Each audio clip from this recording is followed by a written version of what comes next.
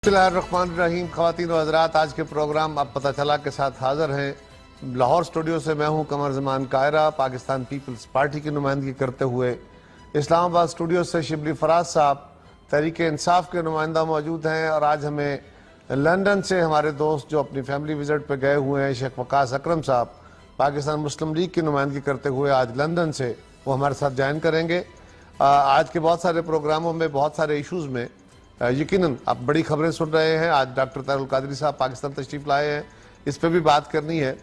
लेकिन वज़ीर आज़म, साबिक़ वज़ीर आज़म मियाँ नवाज शरीफ साहब की खाली होने वाली सीट, जो उनके डिस्क्वालिफिकेशन के बाद हल्का NA 120 लाहौर, उसके अंदर जो इलेक्शन होने जा रहा है, उसका शेड्यूल आ गया और 12 तारीख तक उसके कागजात नामजदगी जमा कराने की तारीख है।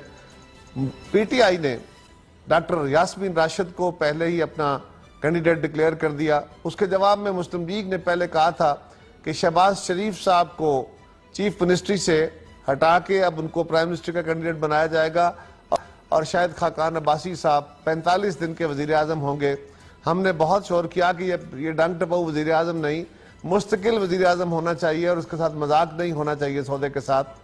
तो अब ये फैसला मुस्लिम लीग ने कर लिया है कि शहबाज शरीफ साहब पंजाब में रहेंगे, और फिलहाल वज़ीर आज़म पाकिस्तान जो है उनका ओहदा उन्हीं के पास रहेगा। अब तब्दीली नहीं की जाएगी। लेकिन लाहौर शहर से जो इलेक्शन है, उसके लिए दो नाम बड़े मार्केट में आ रहे थे। अब एक खातून के मुकाबले में एक खातून को लाने का फैसला हुआ, तो मोहतरमा कलसूम नवाज शरीफ साहिबा, जो कि पहले भी अपनी जमात की सरबराही कर चुकी हैं, उनको या उनकी बेटी मरियम नवाज साहिबा को लॉन्च करने का फैसला हुआ था। खबर यह है कि उन्होंने, या एक हद तक कंफर्म खबर कहा जा रहा है, एक हद तक कि मोहतरमा कलसूम नवाज शरीफ साहब के बारे में फैसला कर लिया गया है।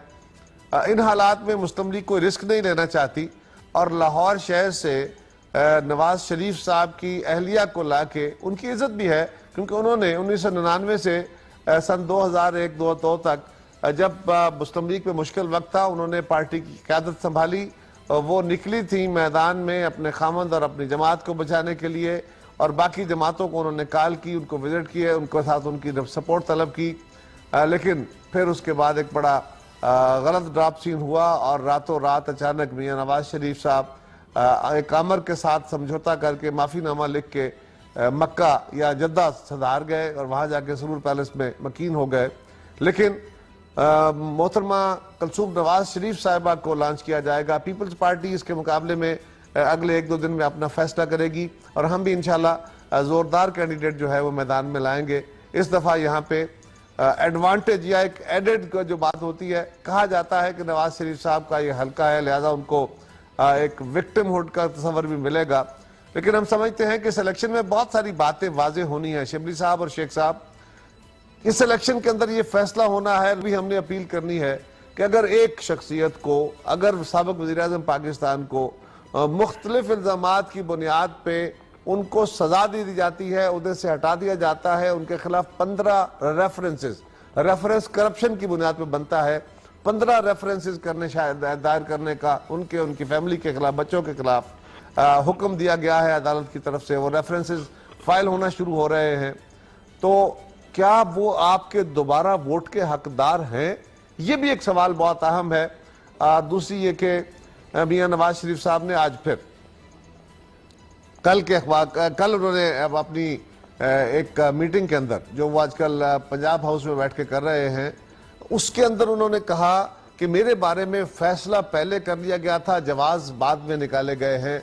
ये उससे पहले एक तसलसल के साथ वो अदालत की तौहीन कर रहे हैं, और वो अदालत पे फिक्स मैच करने का, एक पहले प्री डिटरमिन्ड माइंड के साथ फैसला करने का, साजिश करने का, बार बार वो अदलिया को हद में तनकीद बना रहे हैं। लेकिन ख़वातीन व हज़रात, अब तो इलेक्शन कमीशन ने भी मुस्लिम लीग को लिख दिया। शेख साहब, आपको उन्होंने कह दिया है कि आप अपना नया सदर चुने, इसलिए कि एक कन्विक्टेड बंदा किसी जमात का सरबराह नहीं हुआ। इलेक्शन कमीशन भी ये कह रहा है, तो फिर मियाँ साहब किस कैपेसिटी में, वो जो जमात के सरबराह भी नहीं रहे, वो मुल्क के हुकूमत के सरबराह भी नहीं रहे, वो एक साबिक़ वज़ीर आज़म हैं, उनकी प्रोटेक्शन तो अपनी जगह, लेकिन उनको सियासी अमल के अंदर, जिसकी उनको इजाज़त नहीं है, सियासी अमल के अंदर ان کو کس طرح پروٹیکشن دی جا رہی ہے اور یہ اسٹیٹ ریسورسز ان پہ کس قانون کے تحت خرچ کیے جا رہے ہیں، یہ ایک بڑا اہم سوال ہے۔ جی شبلی صاحب، کیا خیال ہے، کیا یہ ان افسروں کا جو یہ سارا کچھ کر رہے ہیں، ان کا مقدر بھی ایس سی سی پی کے چیئرمین والا نہیں ہونے والا؟ شبلی صاحب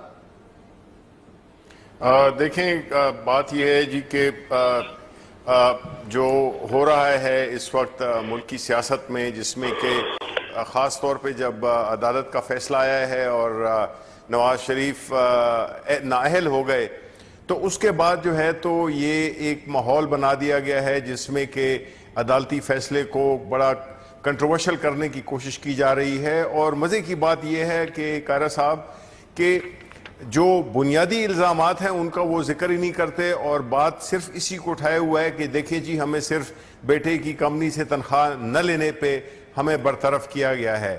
اس کا مقصد صرف اور صرف یہ ہے کہ عوام کی سمپتھیز حاصل کی جائیں اور عوام کو گمراہ کیا جائے کہ ان کا تو کوئی اور قصور نہیں تھا، اور یہ چونکہ اس مقابلے میں جو کہ انہوں نے جو جائیدادیں بنائی ہیں، جو پیسہ ملک سے باہر لے کے گئے ہیں مختلف کمپنیوں کے تھرو، تو اس کے مقابلے میں یہ ایک بہت چھوٹا سا ایک گناہ لگتا ہے۔ حالانکہ قانون کی خلاف ورزی تو ہے، وہ تو ہے، لیکن دکھانا یہ چاہ رہے ہیں کہ ان کے ساتھ زیادتی ہوئی ہے اور انہیں ایک بہت ہی چھوٹی سی بات پہ نااہل کیا گیا ہے، بیکاز یہ کوئی سازش ہوئی ہے ان کے خلاف کہ ان کو اقتدار سے علیحدہ کیا جائے۔ حالانکہ حقیقت اس کے بالکل برعکس ہے، اور جو بنیادی ان پہ جو اتنے بڑے الزامات لگے تھے، اور جو ابھی نیب کے جو کورٹس ہیں اس میں اس پہ فیصلہ بھی آ جائے گا 6 مہینے میں، اور بلکہ ہو سکتا ہے اس سے پہلے بھی، تو اس ماحول میں وہ یہ جو ریلی بھی کر رہے ہیں وہ بھی اسی اسٹریٹجی کی ایک کڑی ہے جس میں کہ وہ یہ ثابت کریں گے کہ دیکھیں عوام ان کے ساتھ ہے، اور عوام ان کے ساتھ ہے، اور ان کو عوامی مقبولیت اتنی حاصل ہے جو کہ پہلے تھی، بلکہ اس سے بھی زیادہ ہے۔ حالانکہ ایسی کوئی بات نہیں ہے، کیونکہ ہم نے دیکھا جب اس طرح کا فیصلہ ہے جس میں کہ ان کی سیاسی کریئر کو بالکل تقریباً ختم کر دیا گیا، اس کے باوجود کوئی نہ چڑیا نکلی نہ کوئی اور پرندہ نکلا، اور تو ابھی یہ حکومت کے ریسورسز کو استعمال کرتے ہوئے، چونکہ پنجاب میں ان کی حکومت ہے، تو یہ اپنی جلسے کو، اپنی ریلی کو کامیاب بنانے کی ہر طرح سے کوشش کر رہے ہیں۔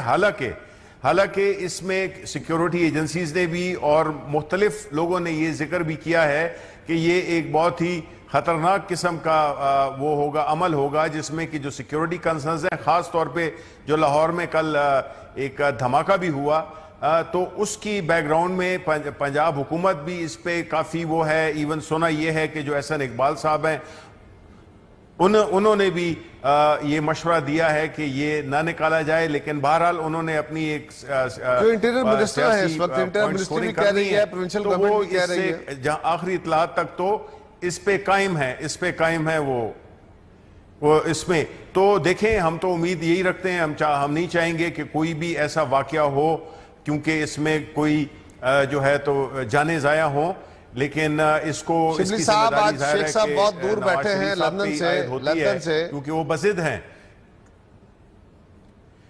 جی ہاں شیخ صاحب لندن میں بیٹھے ہیں اور لندن سے شامل کر لیا جائے۔ شیخ صاحب کیا خیال ہے یا ڈاکٹر یاسمین راشد کے مقابلے میں، ہاں، کہ کلثوم نواز شریف صاحبہ الیکشن لڑ رہی ہیں، پیپلز پارٹی کا کینڈیڈیٹ بھی ہم انشاءاللہ ایک سرپرائز دیں گے آپ کو، ایک اچھا کینڈیڈیٹ ہم لانچ کرنے جا رہے ہیں، اور کیا دیکھ رہے ہیں آپ پاکستان کے اندر ہونے والے؟ میں نے گفتگو سنی ہے، اور میں تو اس کو اس طرح دیکھتا ہوں جی کہ جو seat P M L N کی ہے اور وہاں سے جو ہے پرائم منسٹر کے جانے کے بعد خالی ہوئی ہے، اس پہ کوئی وجہ نہیں ہے کہ دوبارہ پی ایم ایل این کا امیدوار ہی جیتے گا۔ میں یہ سمجھتا ہوں کہ پچھلی دفعہ بھی پی ایم ایل این کا امیدوار جیتا، اور اس دفعہ بھی کیونکہ بہت حاضری، بہت توجہ، بہت سی ڈیولپمنٹ، بہت سی لوگوں کی محبت، اور آپ نے خود ہی اپنی گفتگو میں کہا کہ جب لاہور کے وزیر اعظم کو کورٹ جو ہے وہ ڈسکوالیفائی کرتی ہے، تو اگر سندھ کے وزیر اعظم پہ اور صدر پہ ریاکشن ہوتا ہے تو پھر لاہور کا ریاکشن بھی آپ اس کو جینون ایک اس میں رکھیں، آپ ایسے لاہور اور پنجاب کو جو ہے وہ ڈسکارڈ کرنے کی کوشش نہ کریں. میں یہ سمجھتا ہوں کہ ہر قیمت پہ بہت بڑے مارجن کے ساتھ, کیونکہ جو خاتون پچھلی دفعہ پی ٹی آئی کے ٹکٹ پہ الیکشن لڑی تھی, جو میرے تک اطلاع پہنچی ہے, اس کے بعد ان کا کتنا رابطہ رہا لوگوں کے ساتھ اور کتنی ان کی حاضری رہی, وہ اس کے اوپر بہت سے سوالیہ نشان ہے. وہ ہو سکتا ہے پورے پاکستان کا بڑا تگڑا ہے شیخ صاحب. یاسمین راشد صاحبہ مسلسل رابطے میں رہی ہیں اپنے حلقے کیا واپس اپنے حلقے کو. یہ وہ ادھر ہی کی رہنے والی ہیں اور وہاں کے وہ کالجز بھی ہیں, وہاں پہ ان کی فیملی کا بہت ہی قریب جیسے آپ لالا تعلق موسیٰ ہے. کے رہنے والے ہیں, میں جھنگ کا رہنے والا ہوں, کو جتنی کوئی اطلاع آپ کے پاس ہوگی اتنی میرے پاس بھی ہوگی. میرا اطلاع یہ ہے کہ, اور دوسری بات اس کے بعد پنجاب میں ہماری گورنمنٹ تھی اور اوبیسلی گورنمنٹ ہے, اور ہم ان کو لوگوں کو وہاں پہ اپنے ایم پی ایز جو ہیں ہمارے وہ بھی کام کرتے رہے ہیں, ہمارے چیئرمین بھی کام کر رہے ہیں, ہماری اس حلقے سے 3 الیکشن مسلم لیگ جیت چکی ہے, یہ اسٹرانگ ہولڈ ہے, اور وزیر اعظم صاحب اسی لیے الیکشن ہے, کوئی شک نہیں. سارے بزی رہے ہیں پی ٹی آئی والے بہت سارے. بالکل شیخ صاحب اپوزیشن نے اب یہی کرنا ہوتا ہے, کلین سویپ ہوگی اور بہت بڑے مارجن کے ساتھ جیتیں گے. نمبر 1 تو میرے خیال میں اس پہ زیادہ آپ دونوں کا آ گیا موقف, میرا اس کے اوپر ریاکشن یہی ہے. اچھا, جہاں تک یہاں یہ کہا گیا کہ کلثوم نواز صاحبہ کو جو ہے وہ کہہ رہے ہیں کہ اب آپ ہمیں نوٹس آیا ہے کہ ان کو اپوائنٹ کریں, تو اگر کلثوم نواز صاحبہ کو کنسیڈر کیا جائے ان کو اپوائنٹ نہیں کریں, صدر اپنا نیا نہ چمبے والی بات ہے نہ کوئی نئی بات ہے, کیونکہ 1999 سے لے کے 2002 تک بھی کلثوم نواز صاحبہ ہی پارٹی کے عہدے پہ, جو سخت ترین وقت تھا 1999 سے 2002 کا, اس وقت بھی ذمہ داری جو پارٹی پریزیڈنٹ کی تھی وہ کلثوم نواز صاحبہ نے جو ہے وہ انجام دی, اور بڑے بہترین طریقے سے اس وقت کے حالات کے مطابق ایک خاتون جن کی فیملی کے اوپر اتنے سارے مسائل آئے, ان کا اور اس وقت کی ان کی جدوجہد قائرہ صاحب شبلی بھائی آپ سب کے سامنے ہے کہ انہوں نے پوری ہمت کے ساتھ جو ہے اپنے میل فیملی ممبرز کے نہ ہونے کے باوجود ان کی جدوجہد کو سارے لوگ بڑا ریکگنائز کرتے ہیں شیخ صاحب. وہ صرف سوائے اس فیصلے کے جس میں جنرل مشرف کے ساتھ وہ معاہدہ کر کے باہر جانا چلے گئے تھے, سوائے اس کے بلا شبہ ان کی جدوجہد بڑی کمال کی تھی.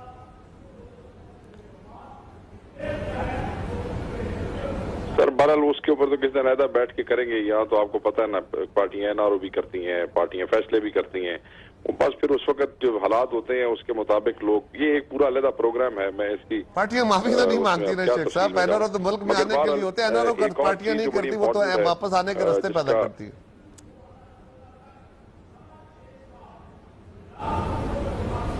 نہیں قائرہ صاحب, وہ این آر او کے اندر لے دے میں گیا کیا تھا اور آیا کیا تھا یہ بھی تو دیکھیں نا. سارے کرمنل, سارے کیسز, پیسے کھانے والوں کے کیس بھی گئے, قتل کرنے والوں کے کیس بھی گئے, آنے کے لیے پارٹیاں سارے کیس بحال ہو گئے تھے الٹیمیٹلی, مطلب ہے کہ ظلم کرتی ہیں, یہ بھی ایک وہ سارے بحال ہو گئے تھے. وہ چلیں خیر,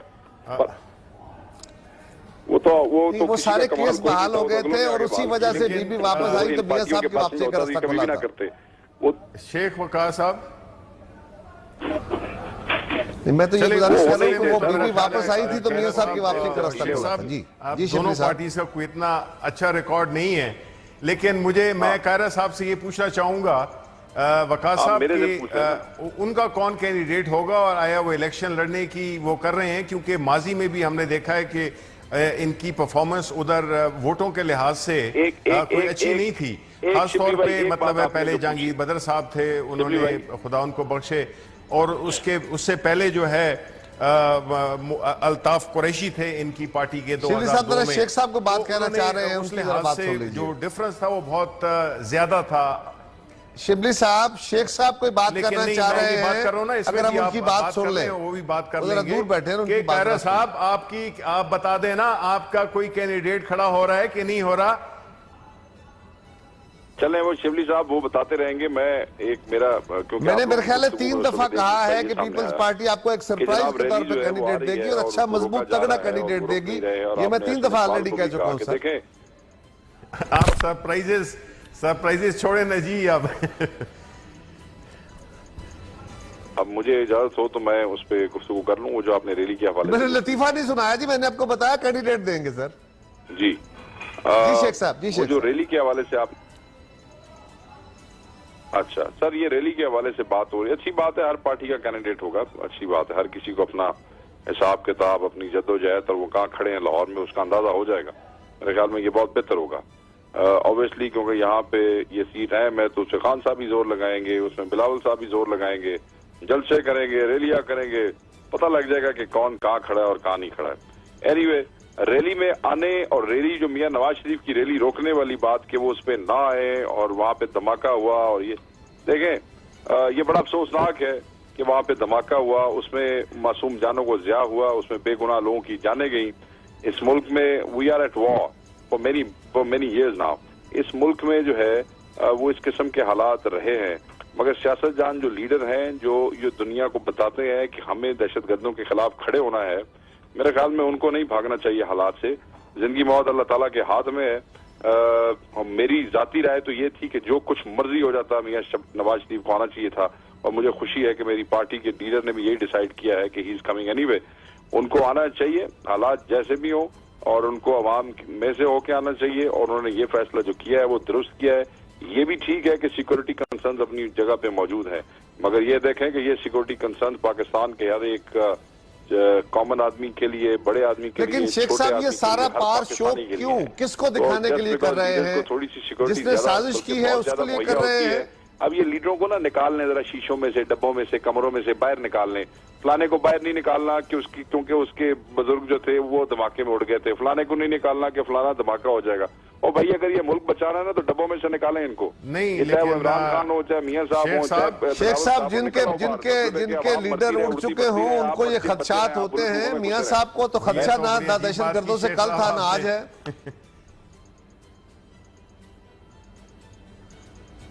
نہیں، آپ کے لیڈر کو تو خدشہ ہے کوئی نہیں. آپ کو تو ان ساری قوتوں کی بلیسنگ رہی ہے. مجھے بڑی تقویت ملی ہے نا کہ میری پارٹی کی بھی رائے یہ ہے.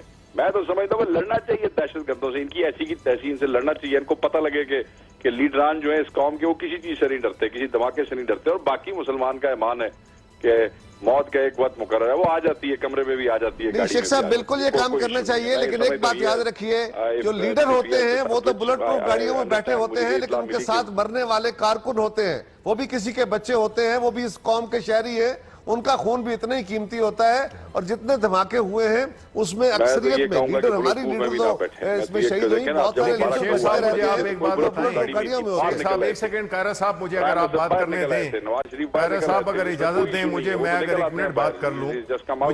مجھے شیخ صاحب آپ مجھے یہ بتائیں کہ کون سا ایسا کارنامہ انجام دیا ہے آپ کے جو لیڈر ہیں، آپ کے لیڈر نے کون سا ایسا کارنامہ انجام دیا ہے، مطلب ہے کہ وہ نااہل اور صادق اور امین نہ ہونے کی وجہ سے ان کو برطرف کیا گیا ہے؟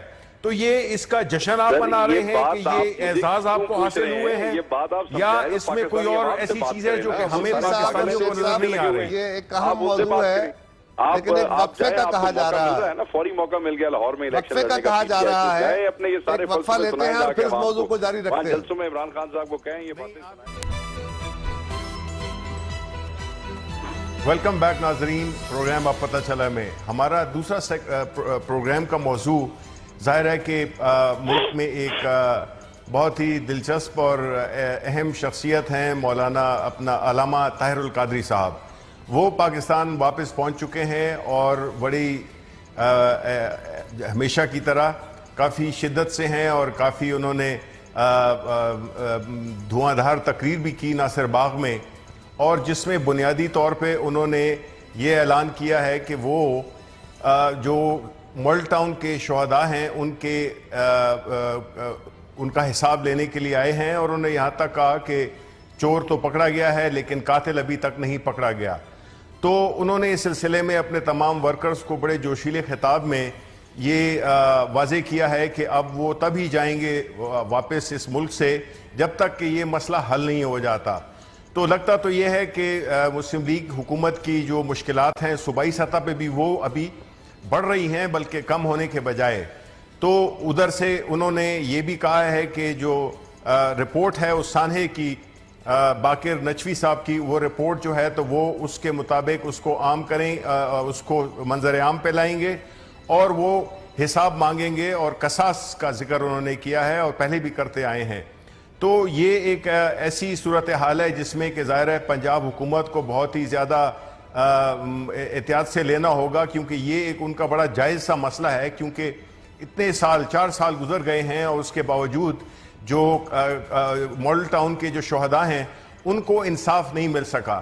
تو پوری قوم دیکھ رہی ہے کہ یہ کس کروٹ بیٹھتی ہے یہ بات. تو کافی ٹینشن بھی ہے اور کافی پولیٹیکل ایکٹیویٹی ہے پنجاب اور خاص طور پہ لاہور. تو قائرہ صاحب آپ کیا کہیں گے؟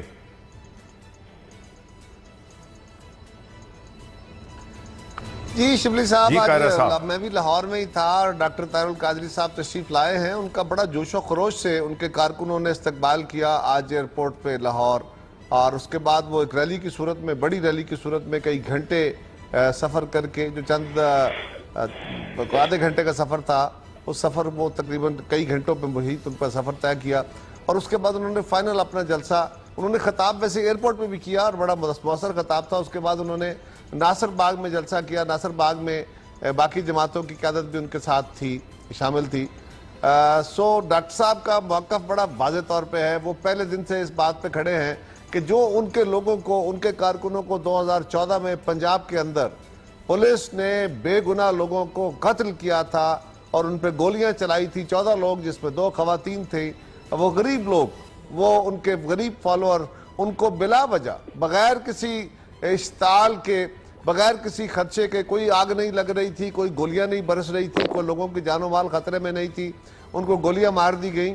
اور اس کا وہ ہمیشہ قصاص کی بات کرتے رہتے ہیں.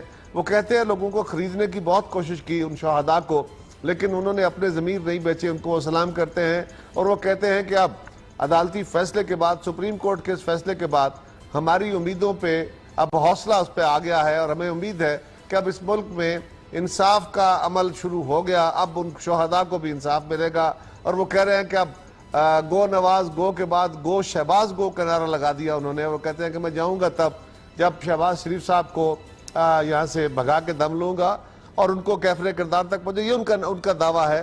لیکن باقر نجفی رپورٹ ساری قوم کا مطالبہ ہے کہ وہ ایک ہائی کورٹ کے سٹنگ جج کی رپورٹ، جس کو حکومت پنجاب نے خود اپوائنٹ کیا، اور ان کی رپورٹ کا وہ دبا کے بیٹھے ہوئے ہیں، وہ رپورٹ منظر عام پہ نہیں لائی جا رہی.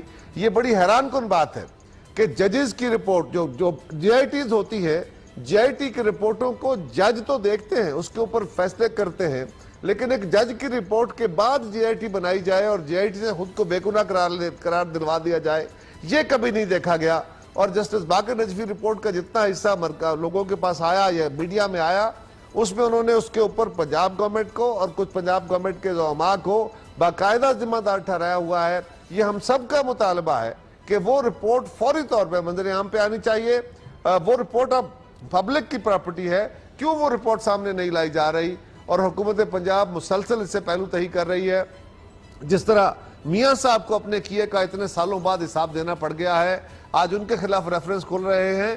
میاں شہباز شریف صاحب اور پنجاب گورنمنٹ کو بھی اس سے جان چھڑانے کا موقع نہیں ملے گا. الٹیمیٹلی یہ حساب دینا ہے اور شاید وہ دینے کا وقت آ گیا. یہی ڈاکٹر طاہر القادری صاحب نے بار بار کہا. باقر نجفی رپورٹ کے حوالے سے ہم بھی ساری جماعتیں بالکل ڈاکٹر طاہر القادری صاحب کی اس بات کے ساتھ ہیں کہ وہ رپورٹ منظر عام پہ آنی چاہیے.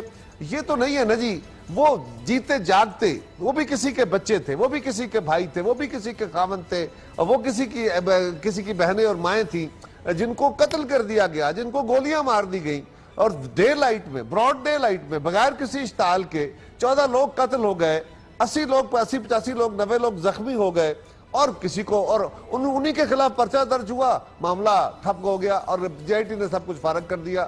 یہ کیسے ممکن ہے؟ یہ نہیں چلے گا. اور وہ ڈاکٹر صاحب یہ جتنا مرضی ہم کہتے رہے ان کے خلاف، مسلم لیگ جتنا مرضی بولتی رہے، لیکن آج انہوں نے لاہور میں بڑا زوردار انٹری ڈالی ہے، اور لگتا ہے کہ لاہور کا ماحول اب گرم ہونے میں یہ نقطہ آغاز بنا ہے. آئندہ آنے والے دنوں میں یہ الیکشن اور ماحول کو گرم کرے گا. جی شیخ صاحب.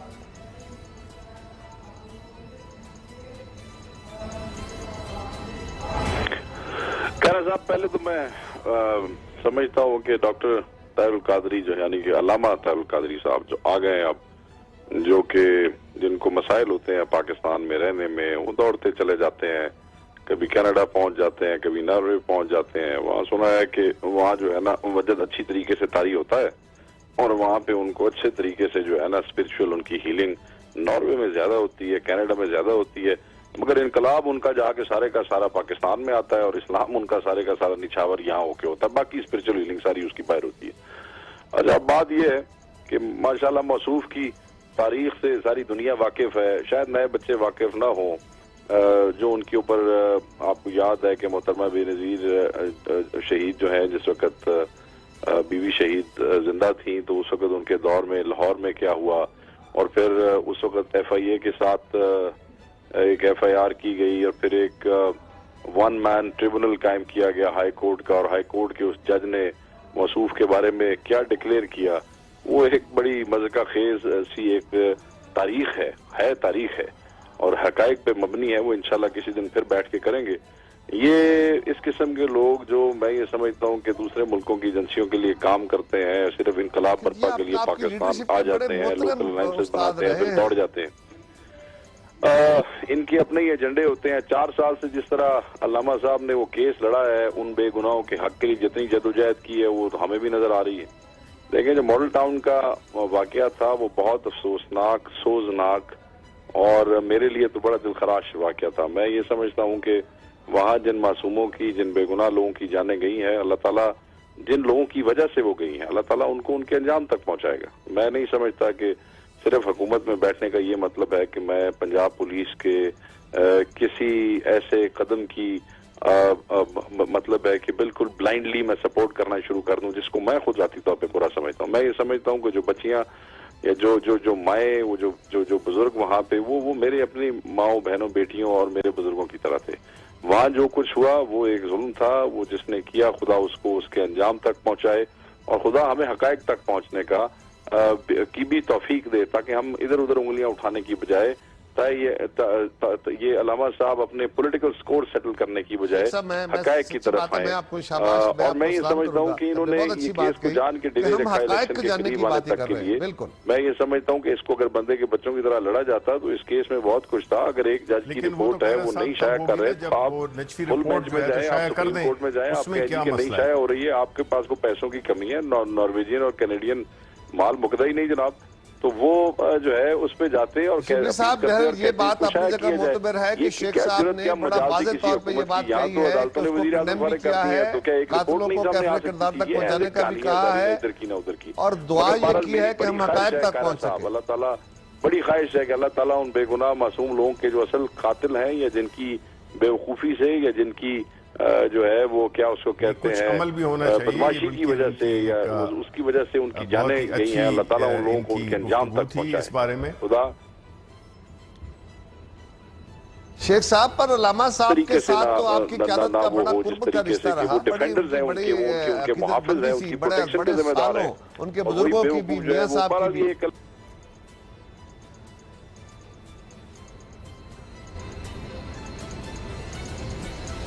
معاملہ علامہ صاحب کا ایک وہ نئی گل نہیں ہے، اس کے آنے ہونے سے کچھ نہیں فرق پڑتا ہے۔ آگے آپ کو یاد نہیں ہے عمران خان کو چھوڑ کے بھاگ گئے تھے علامہ صاحب؟ میں شیخ صاحب آپ سے پوچھ رہا تھا کہ تو بڑے آپ کی قیادت کے بڑے قریبی ساتھی، آپ کے بڑے قائد میاں نواز شریف صاحب ان کے بڑے معتقد تھے۔ سر ہماری قیادت کے قریبی ساتھی تھے، عمران خان کے تو کزن بن گئے تھے، کنٹینر فرینڈ، کنٹینر کزن، وہاں کھڑے ہو کے کزن کہتے ہیں، یہ کزن دوڑ بھی گیا سی، وہ کسی اور نے اشارہ دیا۔ وہ سیاسی ساتھی آج بھی ہیں، آج بھی پی ٹی آئی کے مین لیڈر سے خطاب کیا ہے، وہ تو غسل کر لیا ہے اور میں نے کفن باندھ لیا ہے، تو اس تو بعد میں نے جو ہے نا کفن باندھ لیا، کفن میلا ہو گیا، کینیڈا چلے گئے۔ آج بھی پی ٹی آئی کے مین لیڈر سرور صاحب اور شاہ محمود قریشی صاحب نے جلسے سے خطاب کیا ہے۔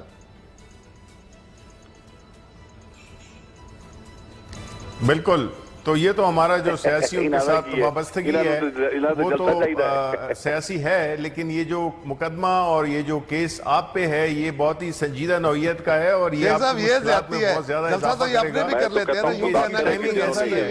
جب آپ کے سر پہ اور بہت سارے مسئلے مسائل کھڑے ہیں۔ نہیں، میں نے کہا کہ میں نے تو کہہ دیا کہ جو جنہوں نے یہ کام کیا ہے، شبلی صاحب، شیخ صاحب کی بہرحال اس بات کو میں اپریشیٹ کرنا چاہیے کہ انہوں نے کہا کہ جو بھی گناہ گار ہیں وہ کیفر کردار تک پہنچنے چاہیے، ان کو سزا ملنی چاہیے، سب کے لیے غلط ہے۔ یہ اچھی بات ہے۔ نہیں وہ بالکل ٹھیک ہے بات قاہرہ صاحب، ان کو شیخ صاحب ہمیں اپریشیٹ کرنا چاہیے اس بات کو کہ شیخ ہم اس کو صاحب بالکل اپریشیٹ اور کرتے ہیں، باقر نجفی لیکن رپورٹ بات اس یہ کا ہے پہلا طریقہ کہ کار جب یہ آپ ہوگا کہ حکومت باقر میں نجفی ہوتے ہیں تو رپورٹ جو ہے صرف وہ منظر دعائیں نہیں کرتے ہیں بلکہ آپ عمل بھی کرتے ہیں، بیکاز اللہ تعالیٰ نے آپ کو موقع دیا ہوتا ہے کہ آپ اپنے جو بھی اعمال ہیں اس کا حساب دے سکیں عوام کو، بیکاز یہ تو ایک جمہوریت بھی ہے نا جی، یہ کوئی اور ایسا سسٹم تو ہے نہیں جس میں کہ ہم صرف جو ہے تو یہ کہیں کہ جی ہم بالکل ہماری ساری سنسیریٹی ہے، یہ ہے وہ ہے، لیکن اصل چیز ہے وہ یہ ہے کہ ان کی جو رپورٹ ہے وہ شائع کی جائے۔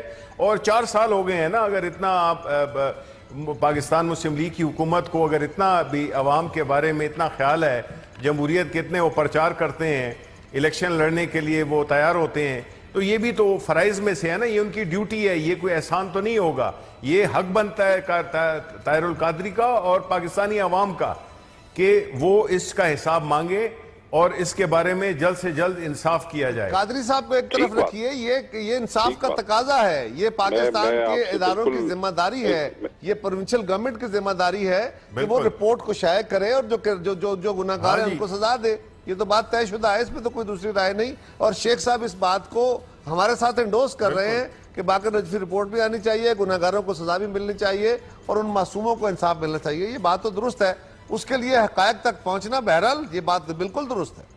بالکل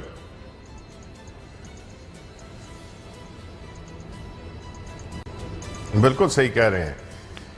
میرے خیال ہے اگر مجھے اجازت اس لیے آپ علامہ صاحب سے نہ پریشان ہو، میں علامہ صاحب پریشانی تو آپ کی ہے۔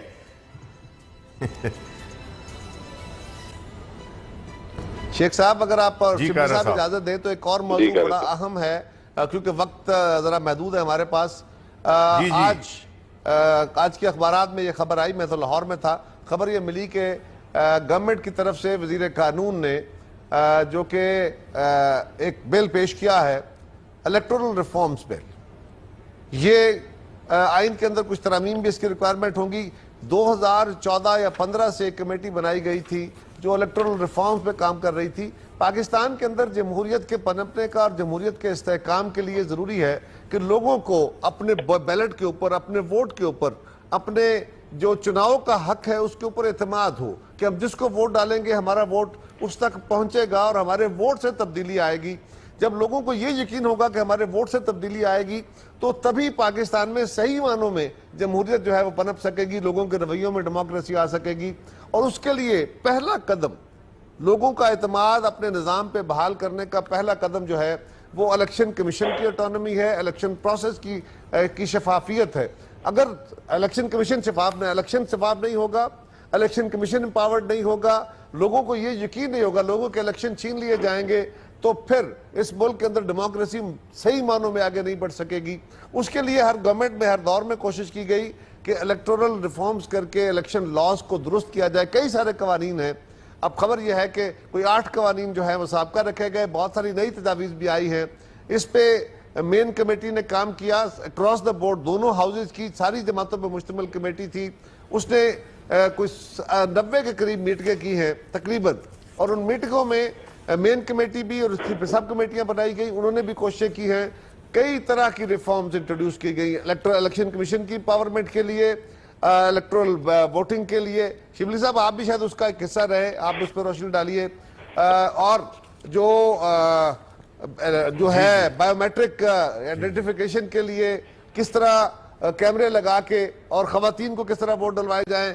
اب تو ایک نیا ایشو بھی آ گیا کیونکہ سینسس ہو گیا ہے، اب سینسس کی رپورٹ آنے والی ہے تو ڈیلیمیٹیشن ہو، اور پھر لمبی لمبی قطاریں سے بچنے کے لیے ووٹر جو سٹرینتھ ہے ایک پولنگ سٹیشن پہ وہ کم کی جائے۔ پولنگ سٹیشن لوگوں کے 1 کلومیٹر سے، یعنی ایک پولنگ سٹیشن سے دوسرے پولنگ سٹیشن کا فاصلہ 1 کلومیٹر سے زیادہ نہ ہو۔ اس طرح کے بہت ساری ریفارمز انٹروڈیوس ہوئی ہیں، اور اس پہ کچھ جماعتوں کے تحفظات بھی ہیں، اور لوگ بہت عرصے سے انٹلیکچوئل، سارے میڈیا، ہر لوگ کہہ رہا تھا کہ اگر الیکٹورل ریفارمز نہیں ہوتی اور نئے الیکشن کا کام شروع ہو جاتا ہے تو پھر نیا الیکشن بہت سارے مسائل کا گڑھ بنے گا، مسائل کا حل نہیں بنے گا۔ اس لیے کہ ڈیلیمیٹیشن بھی ہونی ہے، آئینی طور پہ یہ طے ہو گیا کہ اب تو ڈیلیمیٹیشن ہوگی کیونکہ سینسس ہو چکا، اور اس کے بعد نئے الیکشن کے لیے نئی ووٹر لسٹنگ کیسے بنے گی، یہ سارا عمل۔ تو شبلی صاحب آپ کی جماعت نے بھی اس پہ بڑا کام کیا, ہماری جماعت نے بھی اس پہ بڑا کام کیا, گورنمنٹ کے ساتھ ہمارے اختلافات بھی رہے. کیا خیال کرتے ہیں لیکن جو کچھ چیزیں رہ بھی گئیں وہ یعنی ایکسپیکٹیٹس کو جو باہر کے بیٹھے ہوئے پاکستانی ہیں ان کو رائٹ ٹو ووٹ نہیں ملا, ان کو اس پہ پیش رفت نہیں ہوئی, الیکٹرانک ووٹنگ پہ پیش رفت نہیں ہوئی, کیا خیال ہے آپ کا؟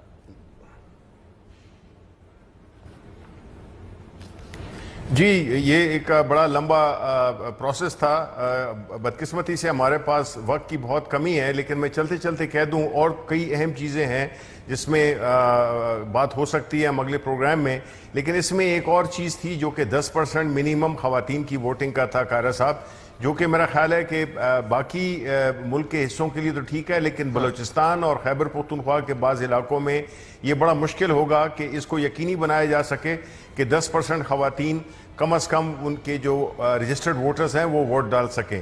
تو اس لحاظ سے کئی اور ایسی چیزیں ہیں, کافی حد تک ایڈریس کیا گیا ہے ان ایشوز کو, اور کئی قوانین کو ملا بھی دی گیا ہے جس میں کہ بہت اہم قوانین تھے جن کو کہ اس کا حصہ بنا دیا گیا ہے پوری رپورٹ کا. تو اس میں میرا خیال ہے یہ کتنا اہم سبجیکٹ ہے کہ اس میں میرا خیال ہے کہ ہمیں اگلے پروگرام میں ایک پوری نشست کرنی چاہیے. یہ 10% والا جو تجربہ ہے میں نے کیا ہوا ہے. جی بالکل کریں گے, میں شیخ صاحب کی طرف چلتا ہوں, لیکن میں آپ کو ایک اپنا تجربہ شیئر کرتا چلوں. میں گلگت بلتستان کا گورنر تھا, الیکشن ہم ہو رہا تھا گلگت بلتستان میں, تو وہاں ایک ضلع میں دونوں فریقین نے تینوں جماعتوں نے فیصلہ کر لیا کہ خواتین کے ووٹ نہیں ڈلوانے. انہوں نے خواتین پولنگ سٹیشن پہ ایک ووٹ بھی نہیں ڈالنے دیا. میں نے اس کا رزلٹ روکوا لیا. میں نے کہا جی جب تک یہاں پہ ووٹ نہیں پڑیں گے میں آپ کے رزلٹ اناؤنس نہیں ہونے دوں گا. الیکشن کمیشن والے بھی ہم سب اس اصول پہ کھڑے تھے اور یہ قانون وہاں تھا. میں وہاں ڈٹ گیا اور اس پہ ریزلٹنٹلی ان پولنگ سٹیشنوں پہ ووٹ پڑے, خواتین آئیں, انہوں نے اپنا رائے دہی کا حق استعمال کیا اور پھر اس حلقے کا فیصلہ ہوا. جی شیخ صاحب آپ کا کیا خیال ہے؟